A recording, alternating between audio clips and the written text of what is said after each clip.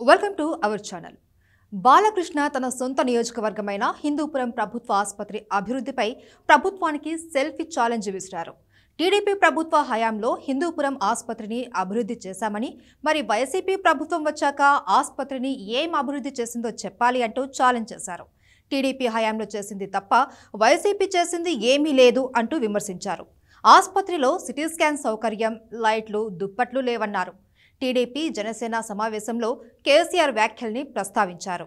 హిందూపురంలో Janasena TDP సమన్వయ committee సమావేశంలో MLA Nandamuri Balakrishna పాల్గొన్నారు.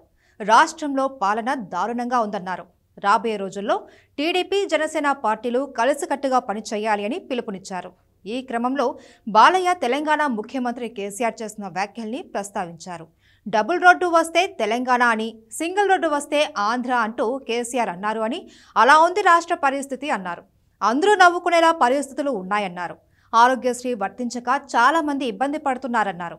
ఒకప్పుడు ప్రపంచమంతా గొప్పగా చెప్పుకున్న రాష్ట్రాన్ని ఇలా చూస్తుంటే బాధగా ఉందన్నారు.